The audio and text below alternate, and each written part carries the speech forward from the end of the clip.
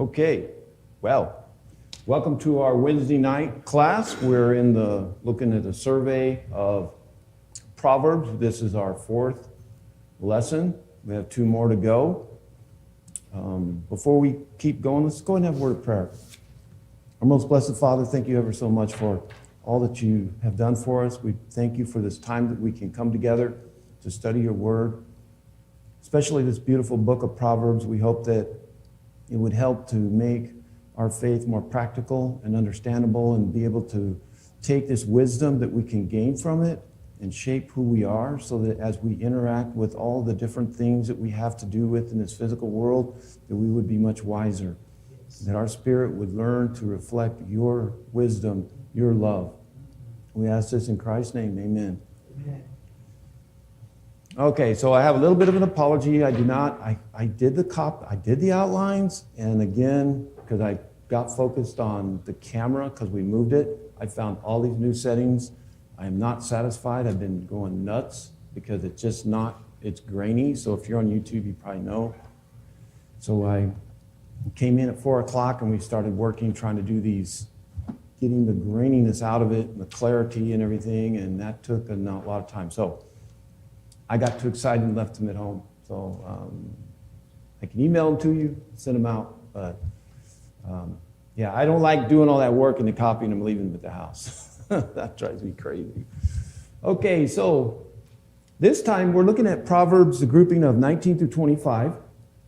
We're not going to read them all. That's kind of been your assignment, was to go and read these as we've been going and survey them so that as we come to the specific grouping of them, that we can have a kind of an overall understanding. So let's kind of do a little bit of a review. You know, one of the main things that we've seen to this point is being able to look at the Proverbs as something that is very profitable for us in our daily living. And I think, you know, many times, I think one of the biggest challenges people have is how do I take what I'm listening to at church and walk out and then the onslaught of life slams me. And, you know, we talk about the fruit of the spirits, and there's a lot of ways, yes, absolutely. But the Proverbs is where we see that bridge from the Old Testament wisdom and teachings that Jesus taught in helping to shape who we are in our spirit. That's what we have to change. If we can change our spirit and our heart, then that will help us to change the way then what? We act instinctively. Interact. And acting, yes. Because you get so set in understanding them that when something comes at you, you're able to adjust. And I'll give you a great example. It happened to me today. I was out mountain biking, and I've been working so hard at trying to keep my balance and keep in a certain position so that no matter what happens, I'll be able to handle it. And it's hard. When you're tired, you get lazy, you get sloppy. And so I've been working on that, and I was coming down, and, you know, it just rained really hard out there, and I was flying down this road, and I did not have my line, and I hit this bottom of the road, and I mean, it was a gully. But because I had been training myself and just focusing on keeping the basic fundamentals, I hit it. I got a little bit of a whiplash, but man, I was able to go right over it, and it didn't even phase. I mean, but normally, I would have wiped out. Now I know that's a physical thing, but there's so many things like that in life that we understand that in your profession, as a teacher or whatever you might be doing, an accountant, you know, you get down these fundamentals and they just happen. They're internalized, and that's the way these Proverbs are. And they're about basically the choices we have in Proverbs basically is righteousness versus wickedness. And that's important. We're looking thematically. We're not going, we haven't been reading, so you've already noticed the last 3 classes. We're not going through and reading verse by verse. The reason is because it's the wisdom of the concepts around certain things that we're trying to master, that we want to group some of these together to where we can then address them. And that's what a lot of tonight is going to be about, is not looking so much, but looking at the theme of it. So you're going to see tonight, and I'm not going to go through and point out what type of Hebrew poetry they are. I think by now, we'll look and I'll give you some generalizations, but the way that the Hebrew poetry is written in the Proverbs are just amazing on how beautiful they are and how understanding they are for us and why it's such a great way of teaching and that repetitiveness as well.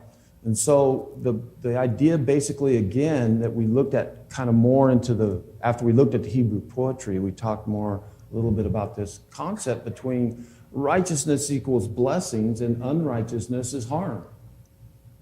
You can say it and restate it in many ways, but that is what we as Christians look at and need to understand, is that if we are being right with God, then we get blessings. That's one of the greatest things that came out of Moses' sermon when he brought the 10 Commandments, wasn't it? He said, look at all these blessings I'm going to give you. If you'll follow them, man, you're going to be blessed. You're going to have no disease. You're going to have no blah, blah, blah. He just goes on and on. And then he goes, oh. But if you don't, then these are the curses. And that's the way we live. That's what we're challenged with, is how do we become that? But understand as well, wisdom calls for action. It's not just studying to go, oh, that's cool. That's a neat concept, Are you living it? Are you able to take it and apply it? And I know that some of them you have. Some of these you have. But again, I'm starting to get more and more to where when Christians ask me about, what do I do to help myself? Go read the Proverbs. Study the Proverbs. What about the New Testament? Yes. But if you want to learn how to handle the confrontations of life, the issues that you're going to come across, read the Proverbs. Just read them and read them and read them and read them. Because that is going to shape that and get it into your foundation. And so tonight we're looking at, speech, which is probably the hardest thing we have in the power of words. Yes. Every one of us. I don't care how sweet your granny was, even sweet old grandma. They struggle. We all struggle. Some are in more control, and you can see those people, but then there's some that they don't. And that's what the proverb writer says in Proverbs 12:18. He says, there is one who speaks rashly like the thrust of a sword, but the tongue of the wise brings healing. So you see the contrast there, right there in the poetry? So I want you to kind of get a sense for it, that right there we see what? We have one thing is somebody that speaks rashly is like a sword. You can get that, like a piercing weapon that's frightening and damaging. But the opposite is somebody who has a tongue of the wise brings healing. All the time? Yes. Because a wise man will listen to correction and rebuke. But a fool won't. We're not talking about fools. See, I'm talking about wisdom. In other words, that's what I'm saying. It's kind of a trick question, but honestly, think about it. The tongue of a wise, regardless of what he's saying, positive or negative, if it is said wisely, it will heal you. Now, the fool or the listener is different, right? The fool is not going to listen. It's not going to heal him. But we're talking about my tongue. If my tongue is wise, when I speak, and sometimes it is a rebuke even. But if that rebuke is with wisdom, then it will heal you. So that's the thing. That's why, because I thought about that. I said, well, does it always heal? And I caught myself thinking, well, no. Well, yeah, even in a rebuke, if it's wise. Now, do you accept the medicine? Do you accept the correction? The fool? The wise man will. So we're talking about our tongue being wise. And it should always be that. In other words, I am trying to heal. I'm trying to help, not to necessarily rebuke. Proverbs 18:21. Death and life are in the power of the tongue, and all those who love it will eat its fruit. Now this one is saying the same thing. That other proverb was saying kind of the opposites. We talked about that last week, parallelism. So the first one is showing a contrast. This one is showing it's building up the problem. The power, life and death are in the power of the tongue, and those who love it will eat its fruit.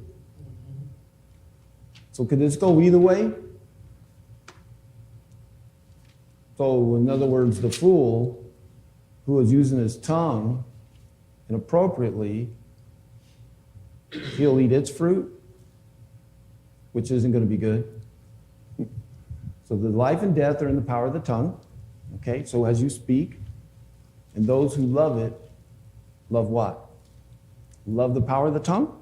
Love the idea of it? There's a lot of ways this proverb can be kind of laid out, but simply understanding that we can have the right fruit if we use our tongue wisely, like 12:18, the verse above there says. Bringing those two together, we can see the dynamic ability of our tongue and the power of those words that we're using. Or like Proverbs 25:18, like a club and a sword and a sharp arrow is a man who bears false witness against his neighbor. So this one explains and still uses symbology, right, to show this idea of the damage of one does in bearing a false witness. Now, has anything here sounded just only Old Testament wisdom? No. That's the thing that's what on the very first class I talked about was the idea that Christ is the fulfillment of wisdom. And if you look at his teachings, you look at the gospel, all of that. And so every proverb, as we're reading them and listening to them, they shouldn't be just like, wow, I've never heard that idea. Because they're in the gospel. They're in Christ, because he is the fulfillment of that wisdom. 19:9, a false witness will not go unpunished, and he who tells a lie will perish. Now this one repeats the same concept, right? Basically a liar, or a false witness is a liar. One, it says punished, and the others perish. So this is kind of reinforcing this idea as well. So these are the power of words. So we look at, now kind of stop. We think about the power of our words. What are some of the applications we consider it? We just talked about, how they can be so powerful and strong. I think one of the biggest applications is reflect before you speak. There's so many times we just want to just fire back. Just say it. And as soon as it's out of your mouth, regret slams dunks you. Because a lot of times you go, oh, and you may have been right. That's the problem that sometimes, it's not about being right. It's about saying it in a way. Your words may be right, but the way you're saying it is totally wrong and destructive. That's what I mean. And so you have accomplished nothing. And that's why hit the brakes before you open your mouth, especially whenever it's something that you're passionate about or something that's very sensitive. That's very, sensitive in a relationship. Stop. And beware. Be even more cautious when you start talking about issues that are wrapped around a little conflict. Somebody's opposite political values. There's some people that, I don't share the same political values. And so when I talk to them, guess what? I reflect before I speak. And I know I'm right. So I just have to be sure that you laugh. I know I'm right. You guys are the ones that are wrong. My issues, my views are right. Isn't that what we do? And I've seen that time and time again, especially with like politics. people will start talking and, they'll just like, without any consideration that other person may not agree with you. And it's inflammatory words. And I've heard people who have had an opposite view that has been so tactful the way they presented it, I respected it. I was like, you know what? I don't agree with you, but thank you. You know what? I respect that. There's a huge way that we deal. And so that's why I think one of the greatest applications about understanding the power of our words is reflect. Practice encouragement. I don't know why.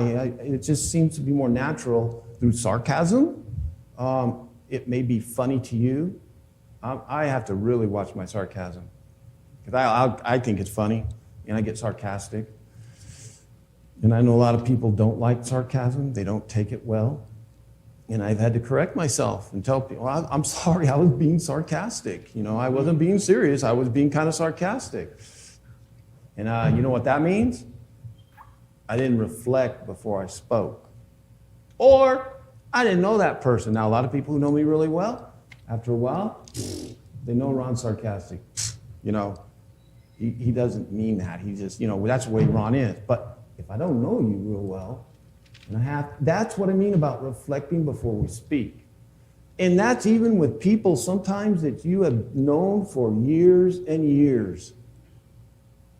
Don't take it for granted that you can just blah. Remember, you don't know what mood they're in. What day have they faced? What's going on in their life? And so that's the thing about. And so try to make it to where it's encouraging as much as we can. So now, truth, kindness, and restraint. They kind of go along with this. And the proverb writer in 12:22 says, lying lips are an abomination to the Lord, but those who deal faithfully are his delight. Now, is anybody not lie? I mean, we all lie, right? So, what are we talking about? Have you been able to completely stop? Because deception, is that not kind of a lie? Mm-hmm. Is there a little white lie? What do they say that? It's great. Half truth. Half truth? Is it true then? If it's half? So, how far, so when you say lying lips, well, that fishing story I told about the fish I caught and how big they were, or that deer that I shot that was so big, that's a lie. So what are we talking about? Because there is deception. David lied. Yeah. Right?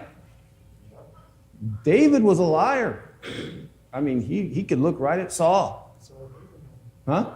So did Abraham. He lied about his Abraham? Son. Yes, he did. The whole family of liars. Sure did. Right?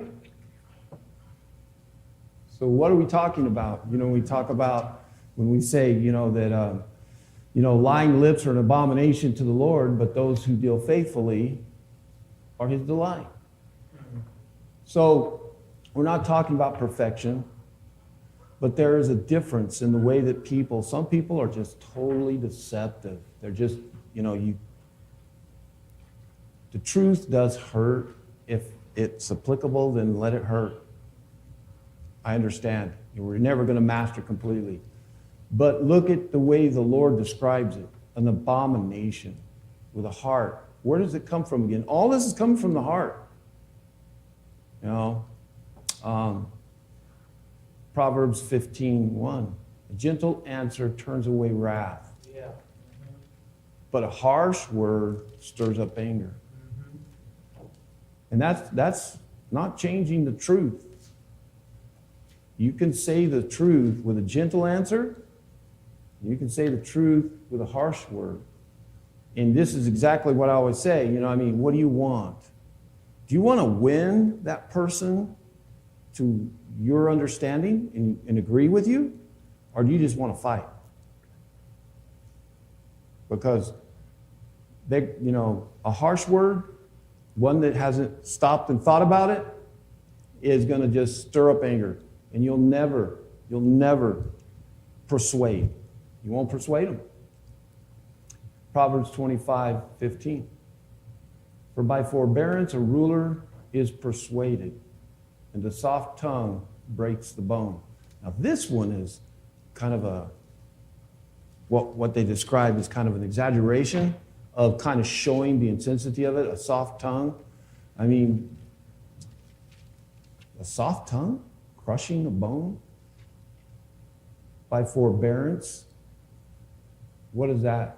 You know, I think of many stories where somebody is persistent, the persistent widow, who continually came to he was not a good man. He came to him. She kept persisting, and finally he gave in. You know, there's this bearing with it. A ruler can be persuaded in a soft tongue. What does that mean? I've seen some of the sweetest people that's been able to just crush some of the biggest tough people with just a gentle word. 19:1. Better is a poor man who walks in his integrity than one who is perverse in his speech and is a fool. You know, when I read that today and when I was studying it, it made me think about how that everybody thinks that if you're more wealthy or you have a higher paying job or you have certain status, social status, that you're wise. But you notice, he's not talking about wisdom. This is integrity. What is integrity?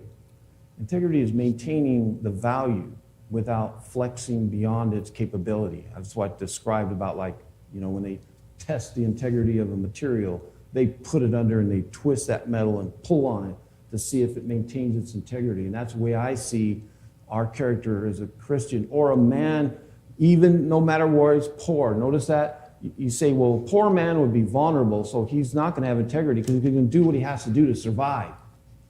No. It's better to be a poor man with integrity. You know, the world can take everything away from you, but the one thing they can't take unless you give it up is your integrity. That's right. Amen. That's right?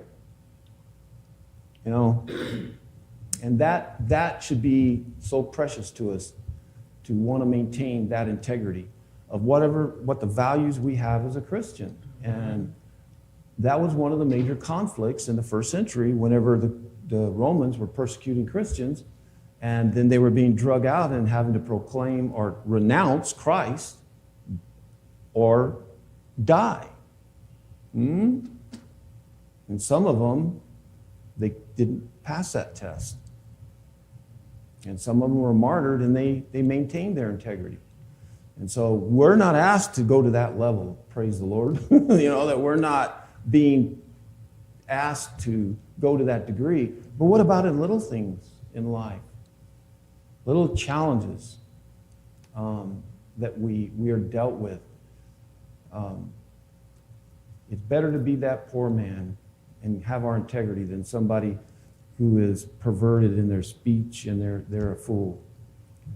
So some of these applications, when we go back and looking at that grouping, you know, is practicing responding calmly. I always recommend take a breath, hold it. You don't have to go,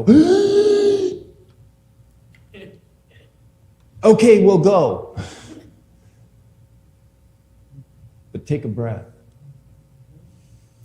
You know, just, it's amazing how cleansing a breath and how calming a breath. Not only that, while you're taking that silent, deep breath, guess what? You're pausing.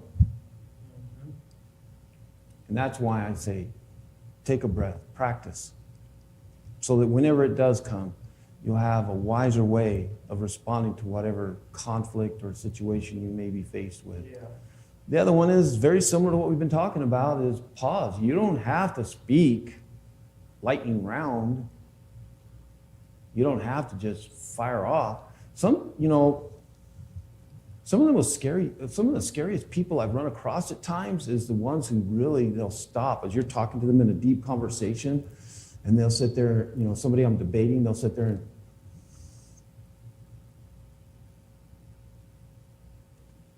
and then respond. It's the ones who won't shut their mouth I ain't worried about them. Because in a way, one, they're not listening. They're not listening to me. They're too busy ready to respond. They're not going to listen to anything I have to say. But I've watched when I've debated and discussed hot topic things. It's that person that I've seen go,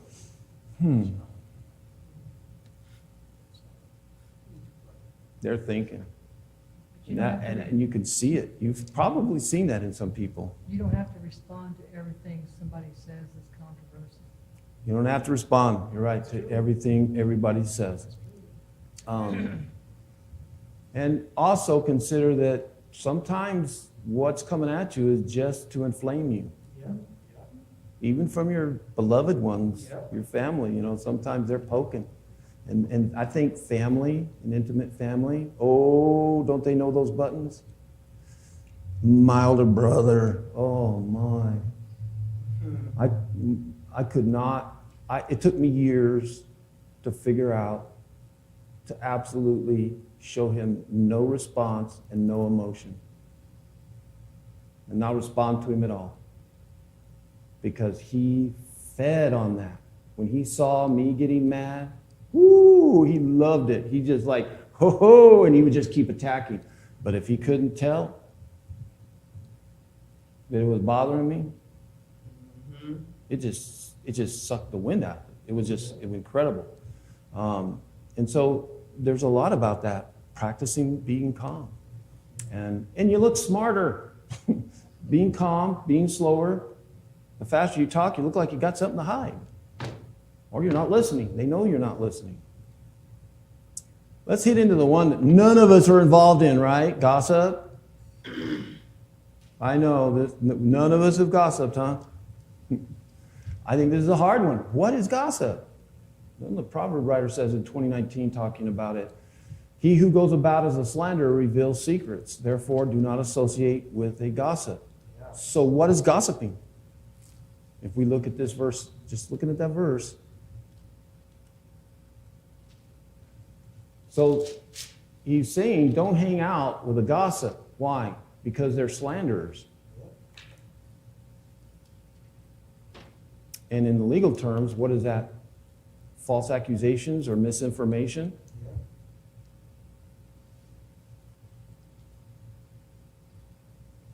For a lack of wood, the fire goes out. Where there is no whisper, contention quiets down. That's one of the most precious proverbs. That's what I see sometimes, is people just chucking wood on a conversation, on an inflamed thing. They just keep feeding it. And the way to stop that is like what I was saying, the way I've learned to handle my brother was I didn't give him any wood. Way I fed his fire was by me firing back at him and arguing back with him. When I knew after so long living with him that there was absolutely, when he got into that mood, there was nothing that was going to change except me getting beat. So if I just shut my mouth and quit feeding the wood to the fire, what could they do? At work, we call that don't pick up the rope. Don't pick up the rope? So you don't get in tug of war. Don't pick up the rope. That's Walk it. away. Now, isn't that kind of a proverb? Mm-hmm. A quick saying you teach somebody and you say, and they understand it, right? Like I didn't understand it, but you just told me. So, but once you teach those kindergartners, don't pick up the rope. Don't get into that. Back and forth. Yeah. So they're teaching. That's the one beautiful thing about it. We use them all the time. The world uses them. Maybe they're not using them as good as we've got when it comes to the Proverbs, but they're still there. But those are really good. So take the wood out. Stop the whispering. A perverse man, Proverbs says in 16:28, spreads strife. And a slanderer separates intimate friends. I've seen so many long-term relationships with people destroyed, right, by somebody that is slandering one or the other, and they think it's really good information. It was true. Well, how do you know what's true? I mean, there's just we'll get so This one's a little interesting, 25:23. The north wind brings forth rain and a backbiting tongue and angry countenance. Now, our north winds, what do? See, this is where some of these are to the Middle East, where, well, I guess the north winds to them brought forth this rain. Storms is what they would get. But we understand, if our winds come from the west, what are we getting? Arizona. Dust. And if we do, honestly, if we get a south or north wind, we've got something changing. And a lot of times it is moisture. So, and a backbiting tongue and an angry countenance. So this is a kind of a cultural as well. So how do we apply this? We talk about gossip. Man, it's so large of a subject. I mean, we could dive off on. But, I think to avoid gossip, I stick to these 3 simple questions we need to ask ourselves. Is it true? So I'm going to push that a little further. How do you know it's true? You go to the individual. Because I know some people, they'll say, oh, it's true. I saw it on the news. I got it out of Wikipedia. Uh-huh. What? That's what I'm saying. Where are you getting your truth from? Did you get it straight from the person? Well, for years, because you read something on the internet, we thought it was truth. Mm-hmm. Because of newspapers and, the truth in advertising and journalism. And now you have to be very careful because there's not a lot of truth. That's why I say if you don't know it's true, treat it as it's not. That's what I mean. Avoiding gossip. If you don't know it's a fact, if you better be very careful. Because I've heard people say, well, it was true. How do you know it was true? Did you talk to that other person? Well, I heard it from them. Well, how do you know they're not lying? So be careful. That's all I'm saying. I'm not saying that you can't know the truth. I'm just saying I've seen a lot of people say, well, I thought it was true. Thought and truth are not the same. That's right. I've known people that tried to hurt somebody by telling stuff about them, and it was more like slander. And if you know the person they were talking about well enough, you know what they're saying is not true. Mm-hmm. Mm-hmm. Well, that's where, if you have your integrity, you can talk about me all day long. Because people know me. The people who know me, that's who I care about. Yeah. So, as far as the world, talk all you want. Because what's important to me is the integrity that I've proven to my brothers and sisters in Christ and my neighbors, And I've had kind of that situation. I've lived in that neighborhood for 24 years. And I've had some crazy neighbors. And my other neighbors, this guy was talking some weird stuff. We won't go into it. It was delusional, literally. It was strange. And so I just was like, I'm not worried about it. I'm not worried about it.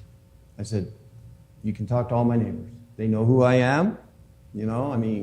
So you're right, Gary. It's important that not only are we protected from slander if we maintain our integrity, and we don't have to worry about it. It's hurtful that somebody would be talking about you. So let's go back to this. Is it true? And just be careful. Is it kind?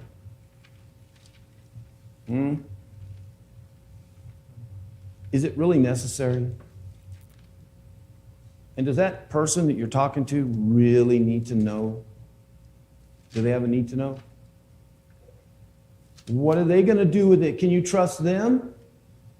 You ever played that silly game where you sit in a circle and you start out with one story and they whisper it in the ear and it goes all the way around, and by the time it comes back, it's not even the same? Are you going to risk telling something so delicate to somebody else, and by the time it comes back and that other person, it gets to them? How can you trust that it's not? That becomes slanderous, which is Gossip. So, true, kind, necessary. If they're not, then don't discuss it. And my biggest one is, do they really even need to know? I start there. Whoever I'm talking with, if it involves anybody else, does that person I'm talking with right now need to know anything about that with this other person or event? That's right. That could stop it right there. That's right. Because sometimes we just like to chatter, don't we? We just start chattering. And the next thing you know, you slip off and start talking about brother so-and-so or so-and-so. And then you're like, whoops. Well, it's okay. It's true. Yep. And then brother so-and-so finds out. So just put yourself in that. So how can we control our speech better? Well, look at James 1:19. There's the answer right here. It is. Go. But everyone must be quick to hear, slow to speak, slow to anger. So what is it? Quick to listen. And be actively listening. Understand what you heard. And if you don't, ask questions. Wait a minute. Did you just say, explain, please? And I had to do that with somebody one time, and it was a neighbor. I had to stop them as they were going off, and I said, wait a minute. Let me understand what you're saying. And I told him back. So this is what I'm hearing you say. Am I wrong? And then listen and ask questions if you have to. And then I let him continue to speak. And then whenever he would get a little crazy or something, I go, whoa, okay, stop, hold on. Is this what you're saying? And so because I was getting lost. And I could have just, trust me, it's taken me a long time. And then, doesn't that slow to speak fit exactly what the Proverbs has been telling us? Pump some brakes, Take the breath. Be slow to speak. And guess what? Slow to anger will happen, actually. I think it's kind of the part, if you're listening. But even if it is something inflammatory to you, don't let anger get involved. There's no need for it. Most of the time, there's no need for it. People understand you're upset. So I always held my cards, especially like with the boys. I tried to be real calm and I would be verbal. But when I did explode, on. And I know some people, that's all they do is explode and get angry. And they're not effective. So, people will listen more when you're calm. Because once you become angry, guess what? I become angry. That's that woodchucking, our fire. It's like you're throwing it on, I'm throwing it on. And the anger just continues. So quick to hear, slow to speak, and slow to be angry. It doesn't mean you don't, you notice he didn't say don't be angry. Just be slow about it. So how do our words reflect our hearts? Jesus says everything. For the mouth speaks out of what? Which fills the heart. You are, the old saying when you're in the 70s and 80s, you are what you eat. You are what you speak. That's the truth. You are what you speak. And that should frighten us because, a lot of times our conversations, you can't hide yourself forever. Eventually you're going to have a natural conversation with somebody. And, like politicians, some of the things they'll say off mic. Have you ever heard some of the recordings, like Ronald Reagan? He was going to do a radio show, and off mic, he sounds totally different. Talk about, they're going to bomb the communists, or something. And, almost called World War III. They sound totally different. But eventually, guess what? You get a hot mic, and people hear you. And it tells people who you really are. So some advice when we look at everyday life is intentionally evaluate your speech. And it can be quick, And you know when you need to evaluate it. You know, there's times. And honestly, we have to pray about it. That's also what James said. We can't control our tongue. Only God can do that for us and help us. And it's really by changing our heart, by studying such things as the Proverbs, right? And this is what the proverb writer says in 21:23. He says, he who guards his mouth and his tongue guards his soul from troubles. He's not talking about eternally. Look what he says. These are, in other words, trouble in your life. If you could just learn to guard your mouth, us, and our tongues, our lives would be so much better. Yes. Right? And we all struggle with it. All of us. Now let's talk about work. We talk about work. This is another one of the main themes in this block of the Proverbs. And there's some really great ones, and we've looked at one, but Proverbs chapter 6, verse 6 through 8. Go to the ant, O sluggard, observe her ways and be wise, which, having no chief, officer, or ruler, perhaps her food, prepares her food in the summer and gathers her provisions in the harvest. Look, the ants, they don't have, this type of organization and such is what it's saying. I know they have queens and stuff, but the point is we can learn a lot by just staying active, watching the diligence of the animals in nature, and especially the ants. So there's an idea of that, of diligence in it. In 6:10, in the same chapter, down in verse 10. A little sleep, a little slumber, a little folding of the hands to rest. Your poverty will come like a vagabond, and your need like an armed man. In other words, it'll overpower you. It's so easy to procrastinate, isn't it? Mm-hmm. But I don't think he's talking about that. I mean, there are some people, we have, everything is a procrastination. There are some things we procrastinate. We all do a little bit of this. But this is somebody, and I understand, there are some times people get into depression. And they hit a depressive point and they stop. They stop doing anything. And to me, when I've had those kind of depressed times, what I have found, do something, get up, clean the house, go mow the grass. I've had to do that to myself. Do something. There's something so creatively beautiful that God has put in us about accomplishing things. When we go out and mow the grass, when I was little, I didn't see that. Like, oh, here we go again. Now, when I mow the grass and water, I look at it and go, wow, man, that looks nice. Build a chicken coop that leads to the left, go, but I built that. That's cool. There's something about it. Mm-hmm.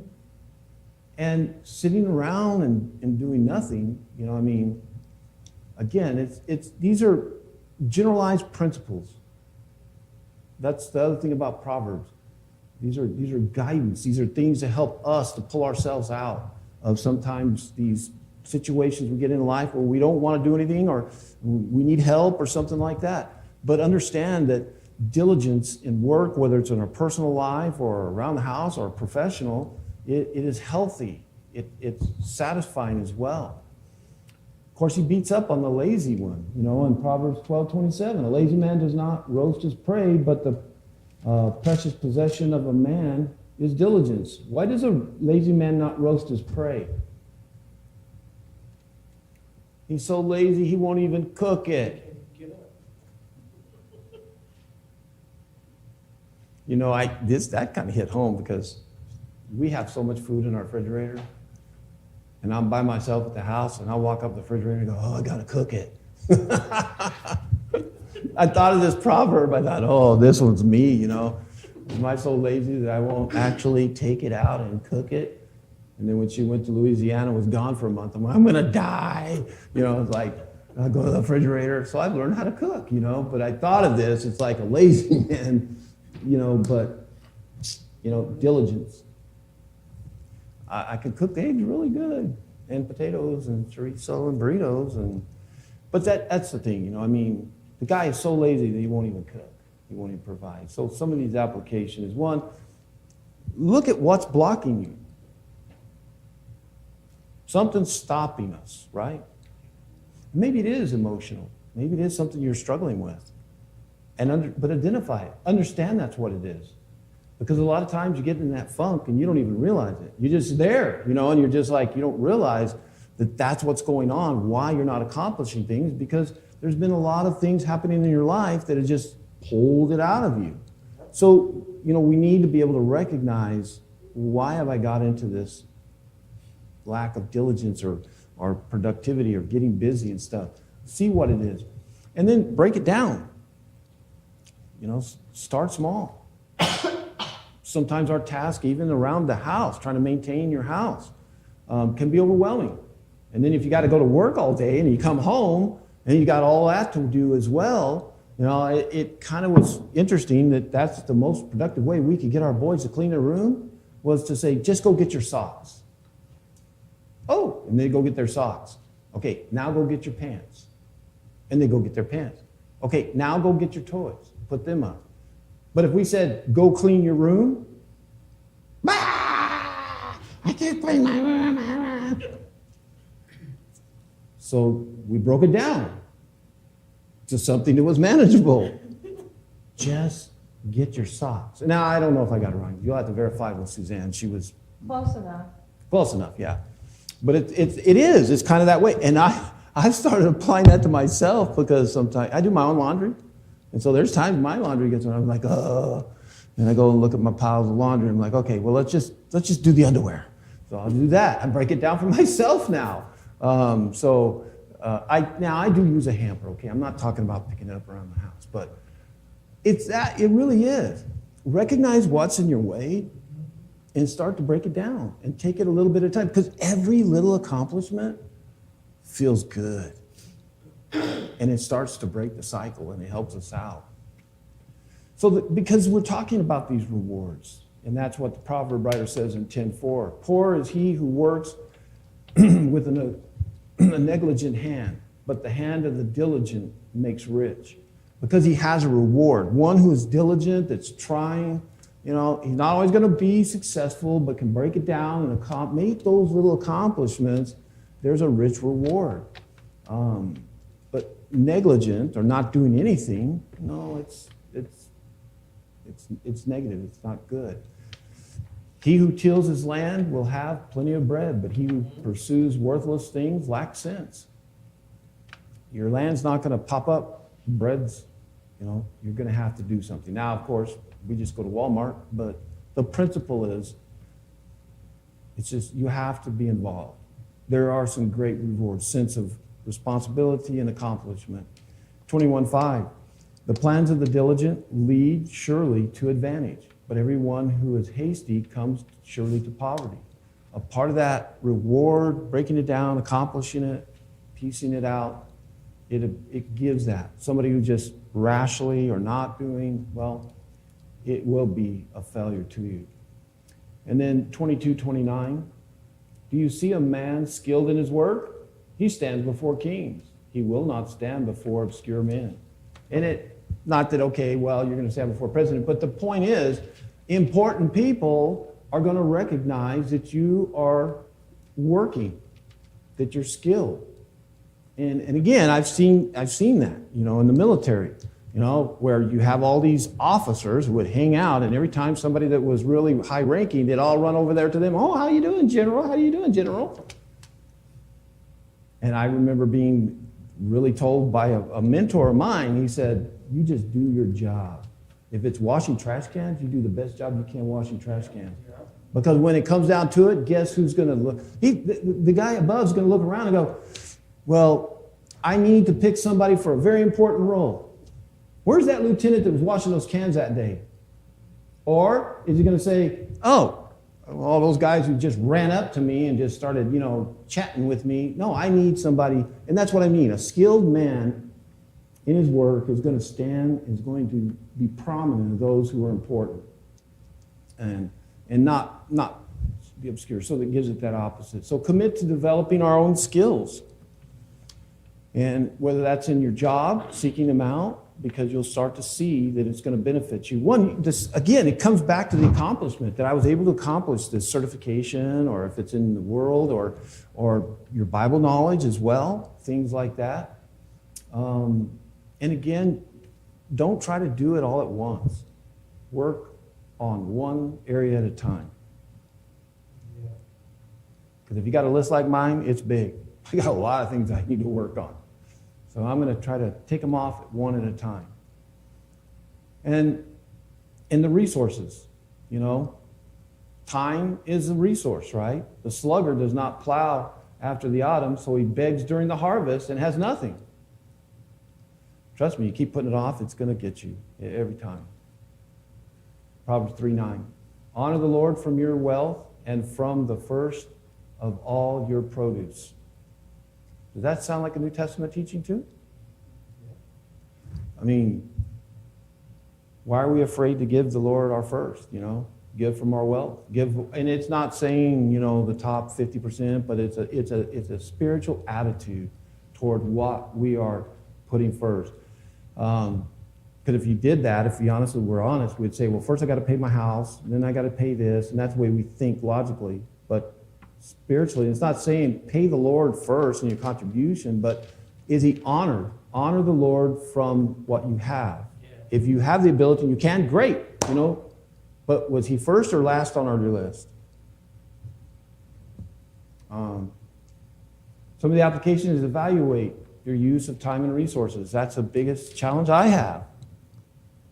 As I do. I struggle, mainly with time management, and trying to get everything done. And creating a plan. A lot of times that's the simplest thing. One of the things I learned from a mechanic was he'd get a cardboard box, piece of cardboard, and when he'd pull a car in to work on it, he'd start writing down all the things that were broke with it. And then he'd hang it on his garage. Headlight broke, and he'd write all the things that were just broke and hang it. We did that one time with my old Chevy, and it was pretty cool because it was hanging in our face every day when it was in my garage. We were like, oh yeah. But if you don't have it, right? We don't have it. So lessons, work with excellence and purpose, and that's what Proverbs 16:3 says. Commit your works to the Lord, and your plans will be established. And everything that we're doing, and it sounds weird to people in the world, but you're doing it to glorify God. Everything that we're doing. And again, and I think even Christians struggle with that and understanding that when I am doing something in the world, a lot of Christians struggle with it. They don't connect it. That the idea that when I get up and I'm on time at work, that I'm doing this for the Lord, that I'm glorifying God. Because you're honoring Him. Well, look at the opposite. If you're the guy that's showing up an hour late and you say you're a Christian, well, how do they look at you? So that's what I mean. I mean, our integrity, our honesty, those things like that are reflecting God. And so that's a part of committing everything that we have towards Him. And plan and prioritize, is going to, the Proverbs 21:5, the plans of the diligent lead surely to advantage. Everybody who is, again, you notice that hasty, haphazard, comes surely to poverty. The same type of thing. Being faithful in the small things, I passed by the field of the sluggard and by the vineyard of a man lacking sense, and behold, it was completely overgrown with thistles. Its surface was covered with nettles, which is weeds, and its stone wall was broke down. All those little things by themselves, and we look at them, add up to the total. So a lot of times being faithful and being in the little things and accomplishing those things, it does reflect the larger part in your physical world and also in the spiritual. All right, that's the end of the class for tonight. Next block we're going to look at is 26 through 31.